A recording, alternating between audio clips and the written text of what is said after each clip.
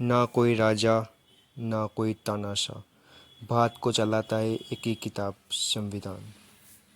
1947 में आज़ादी के बाद भारत को एक मजबूत सिस्टम चाहिए था।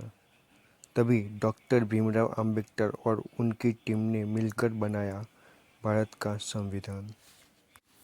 ये संविधान हमें देता है हमारे अधिकार, जैसे बोलने की आज़ादी, बराबरी का हक और न्याय, और साथ ही दिखाता है हमारी जिम्मेदारियां भी।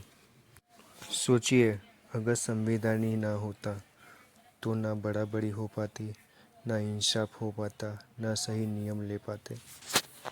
इसलिए संविधान को एक किताब नहीं कहा जाता, हमारे देश की आत्मा है।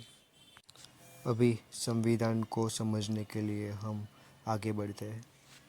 जरूर। मैं भारतीय संविधान का अनुच्छेद जीवन आर्टिकल जीवन आपको कहानी और उदाहरण के साथ विस्तार से समझा देता हूँ। अनुच्छेद जीवन राष्ट्रपति का चुनाव, इलेक्शन ऑफ प्रेसिडेंट। संविधान में लिखा, भारत के राष्ट्रपति का चुनाव संसद और राज्यों के विधायकों के द्वारा किया जाएगा। इसका मतलब है कि भारत का राष्ट्रपति सीधे जनता द्वारा नहीं चुना जाता, बल्कि संसद के सदस्य और राज्यों की विधानसभाओं के सदस्य मिलकर राष्ट्रपति का चुनाव करते हैं। स्टोरी बेस्ड एक्सप्लेनेशन, कहानी के रूप में। कहानी, कल्पना कीजिए, भारत एक बहुत बड़े राज्य जैसा गांव है। इस गांव में बहुत सारे लोग रहते हैं। गांव का एक मुख्य नेता, राष्ट्रपति, होना चाहिए, जो गांव के कानून और नियमों का पालन कराए और सभी नेताओं के बीच संतुलन बनाए रखे। गांव के प्रमुख प्रतिनिधि, गांव में कई छोटे छोटे मोहल्ले हैं। हर मोहल्ले का अपना नेता है, विधानसभा के सदस्य।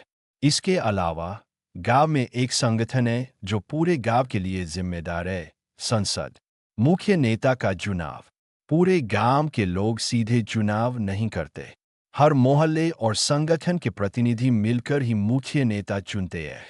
इस तरह से यह सुनिश्चित होता है कि चुनाव समान और न्यायपूर्ण हो और बड़े गांव के सभी हिस्सों का प्रतिनिधित्व हो। मतदान का तरीका, मतदान केवल सांसद और विधानसभाओं के सदस्य करते हैं। हर वोट का मूल्य अलग हो सकता है ताकि छोटे और बड़े राज्यों का संतुलन बना रहे। कहानी का संदेश, जैसे गांव के सभी हिस्सों के नेताओं ने मिलकर मुख्य नेता चुना, वैसे ही भारत में भी सभी राज्यों और संसद के प्रतिनिधि मिलकर राष्ट्रपति चुनते हैं। यह लोकतंत्र और संतुलन की सुरक्षा करता है। महत्वपूर्ण बिंदु, की पॉइंट्स। राष्ट्रपति का चुनाव प्रत्यक्ष जनता द्वारा नहीं, बल्कि निर्वाचक मंडल, इलेक्टोरल कॉलेज द्वारा होता है। निर्वाचक मंडल में शामिल लोकसभा और राज्यसभा के सदस्य, संसद, राज्य विधानसभाओं के सदस्य। वोट की ताकत का नियम, बड़े राज्यों के वोट ज्यादा महत्व रखते हैं, छोटे राज्यों के वोट संतुलन बनाए रखते हैं। उद्देश्य, सभी राज्यों और संसद के प्रतिनिधियों के बीच न्यायपूर्ण प्रतिनिधित्व। इंडियन कॉन्स्टिट्यूशन के आगे के अध्याय को सुनने के लिए बने रहिए इस चैनल्स पे। सब्सक्राइब कीजिए, लाइक कीजिए, शेयर कीजिए।